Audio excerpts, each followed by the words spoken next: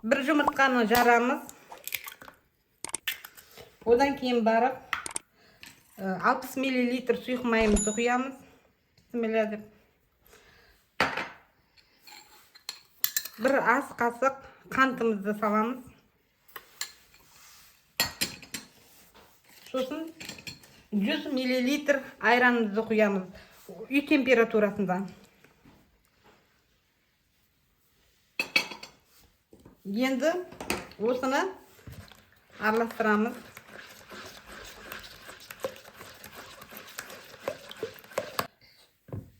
Шым-шым тұз. Енді жақсылап тағы араластырамыз.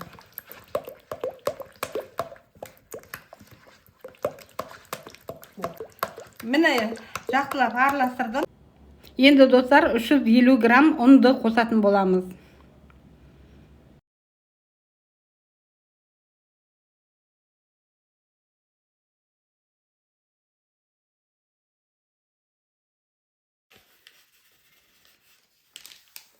Енді разрыхлителімізді қосамыз осыған.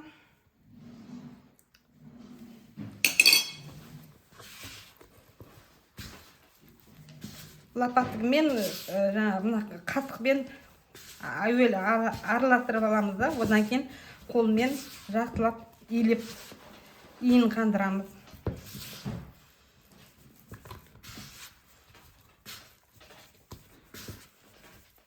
Осы шамамен солай болды. 350 грамм ұн қосасыздар. Енді тағы да қолмен илеп, иін қандырып.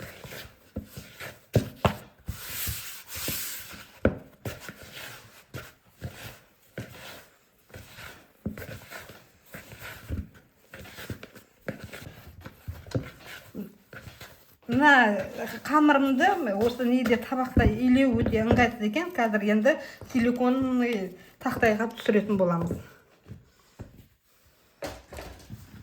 Міне жұп-жұмсақ әдемі болды.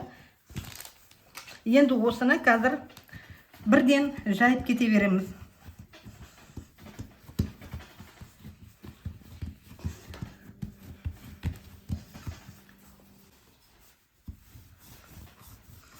Bir santimetr етіп жаямыз.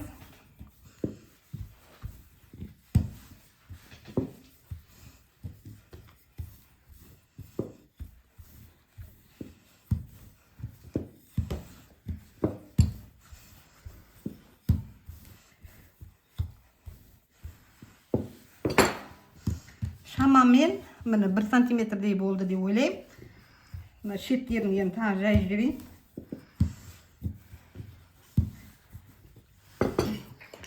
Бағана қалған мына қантты енді үстіне себетін боламыз.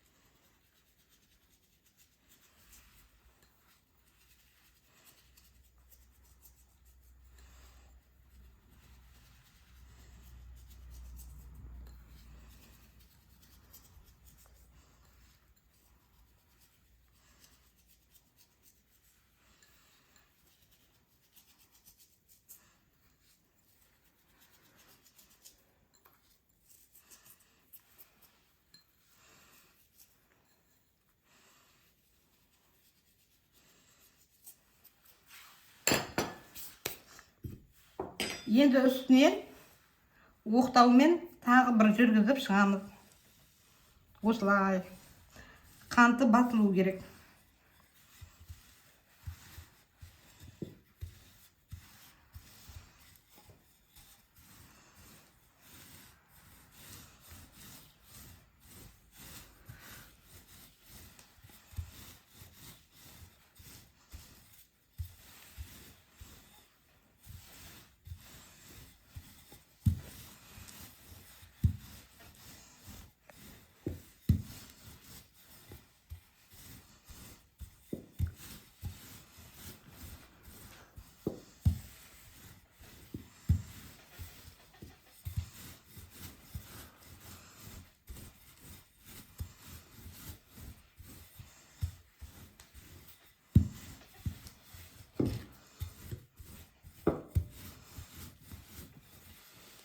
Міне болды.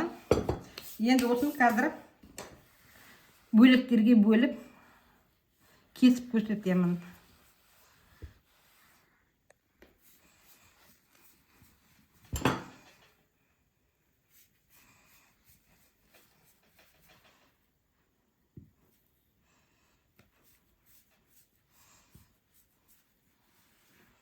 Әйке духовканы қосу керек еді бірден.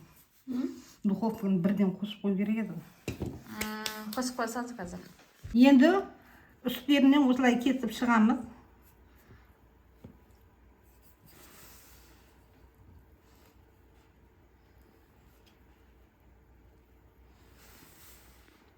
Достар, қараңыздар, 4 бұрыштеп осылай турап дайындап қойдым.